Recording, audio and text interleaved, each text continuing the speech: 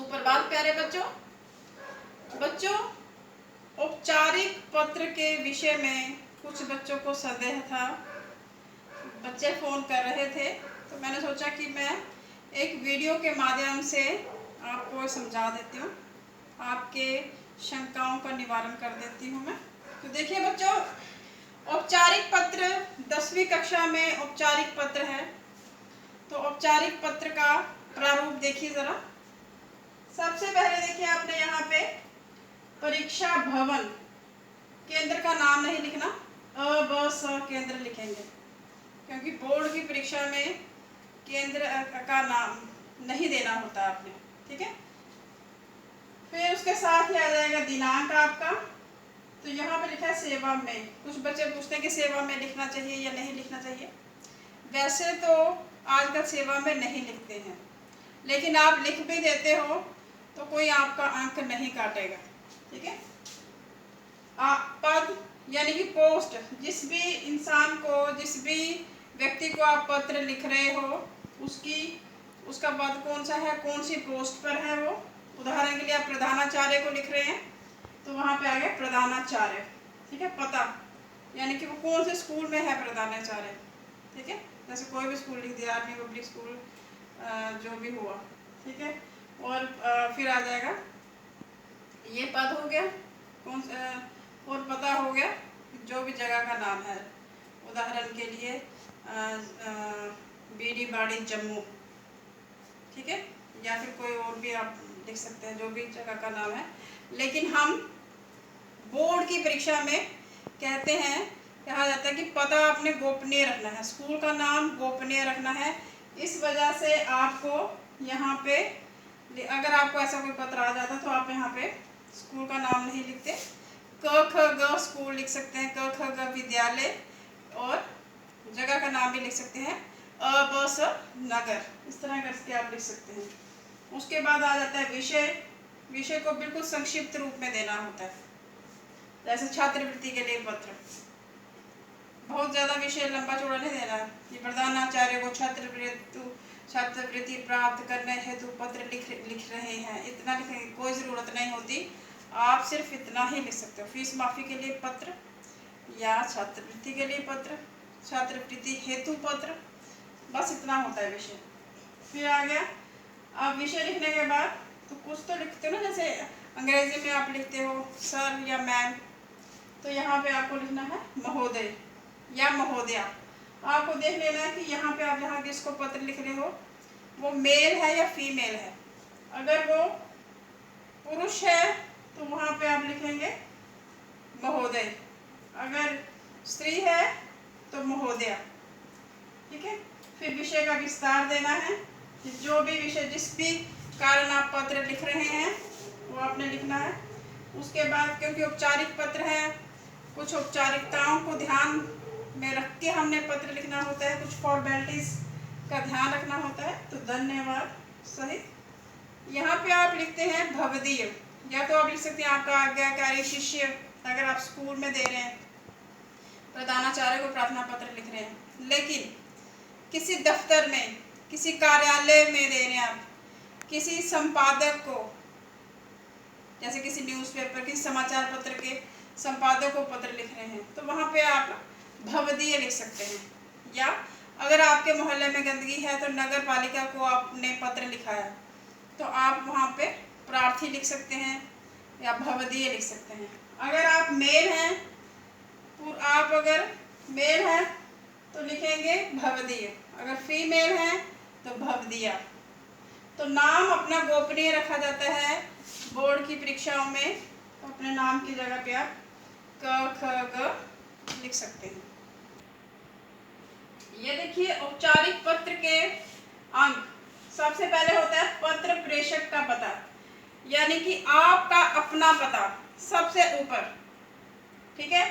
उसके बाद आ जाती है तिथि या दिनांक। उसके बाद पत्र प्रापक का पद और पता, अर्थात जिसको आप पत्र लिख रहे हैं उसका पद और पता, कि उसकी पोस्ट कौन सी है और उसका पता कौन सा है, उसका दफ्तर है कहाँ पे।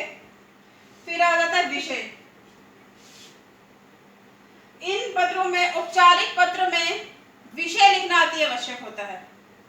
ठीक है, औपचारिक पत्र में हमेशा विषय लिखना ही होता है, नहीं तो किसी भी दफ्तर में आप पत्र भेजेंगे आप, तो औपचारिक पत्र अगर विषय नहीं लिखा होता है तो उसको प्रेफरेंस नहीं, उसको देखा ही नहीं जाता है, उसको एक तरफ रख दिया जाता है। विषय लिखना अति आवश्यक है। फिर संबोधन, जिसे पत्र लिख रहे हैं उसके लिए उचित संबोधन कि कौन है वो, महोदय है, महोदया, ठीक है, श्रीमान है, श्रीमती है, कुछ इस तरह से आप लिख सकते हैं। इन पत्रों में अभिवादन नहीं लिखा जाता, जैसे आप अनौपचारिक पत्र में नमस्ते, कुछ गुड मॉर्निंग वगैरह इस तरह से लिखते हैं, तो औपचारिक पत्र में किसी भी अभिवादन की कोई आवश्यकता नहीं होती। फिर मूल विषय आ जाता है, जब आप लिखते हैं महोदय या महोदया तो उसके बाद सीधा मूल विषय, जो जिस विषय पे आप पत्र लिख रहे हैं सीधा उस पे आ जाना है। फिर उसके बाद मूल विषय जो है 2 या 3 अनुच्छेद में होगा। फिर हो जाएगी पत्र की समाप्ति धन्यवाद सहित, बड़ी ही औपचारिकता के साथ पत्र को समाप्त करना है धन्यवाद सहित कह के। तो फिर आपने अपने बारे में बताना कि आपका आज्ञाकारी शिष्य या आज्ञाकारिणी शिष्य, भवदीय या भवदीया, आपने देख लेना कि आप किसको पत्र लिख रहे हो, उसी के अनुसार आपने वहां पे लिखना है भवदीय, भवदीया, प्रार्थी या आपका आज्ञाकारी शिष्य। बच्चों, सबसे पहले प्रेषक का पता यानी कि आपका पता, लेकिन बोर्ड की परीक्षा में आपको अपना पता नहीं देना होता, गोपनीय रखना होता है। इसीलिए ये बात याद रखिए कि हमेशा परीक्षा भवन, ठीक है, क ख ग विद्यालय, क्योंकि आप जहाँ पे भी बैठे किसी विद्यालय में ही आपका परीक्षा भवन हो सकता है ना, तो विद्यालय का नाम, उसका विद्यालय का नाम भी देना जहाँ पे आपका सेंटर बना है। फिर अबस और नगर, क्योंकि वो किसी ना किसी सिटी में, किसी ना किसी नगर में तो है ही, दोगे ना पेपर, तो परीक्षा भवन, क ख ग विद्यालय, अबस और नगर। और दिनांक, दिनांक किस तरह से लिखना है, जैसे 10 जून 2020, ठीक है। आजकल वो नहीं लिखते, जैसे आप इस तरह से नहीं लिखते हैं, इस तरह से नहीं लिखा जाता, तो आपने इसी तरह से आप लिखेंगे दिनांक। अगर आप दिनांक भी नहीं लिखते हैं, सिर्फ इतना लिखते 10 जून 2020, तो वो भी मान्य होता है। उसके बाद ये हो गया प्रेषक का पता, यानी कि आपका पता, कि आप जहां बैठे हो, जहां से पत्र लिख रहे हो, वो आ गया आपका पता। फिर उसके नीचे सीधा आ गए, जैसे मैंने आपको बोला था कि सेवा में आजकल नहीं लिखा जाता है, तो आपकी इच्छा है लिख भी सकते हैं, उसका कोई अंक नहीं करता है वैसे तो, लेकिन नहीं है तो मैंने भी नहीं लिखा। तो देखिए, फिर आ गया प्राप्तकर्ता का पता, यानी कि जिसको आप पत्र लिख रहे हैं उसका पद और उसका पता।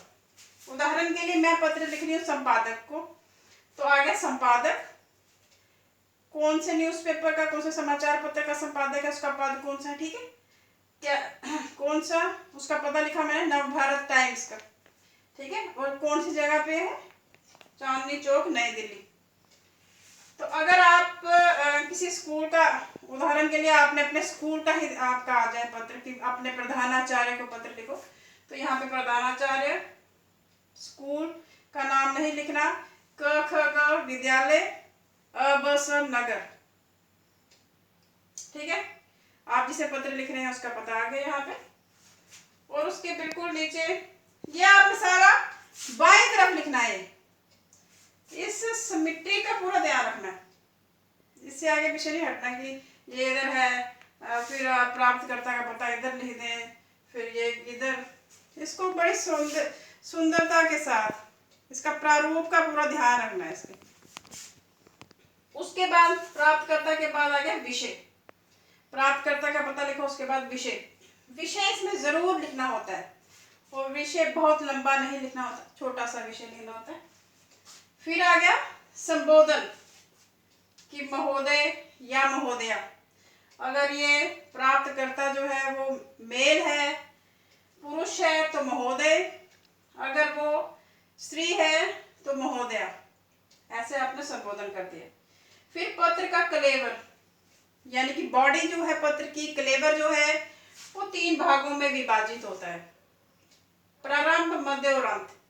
प्रारंभ में आप अपना परिचय देते हो, मध्य में आप उसकी बात कहते हो, जो आपको देनी होती है बात, जो आपने बात कहनी होती है वो आप पूरी एक्सप्लेन कर देते हो बात। फिर अंत में उसको जो मध्य में आपने बात कही है उसको आपने क्या करना है, कंक्लूड कर लेना है उसको। ठीक है, तो ये हो गया प्रारंभ, मध्य और अंत।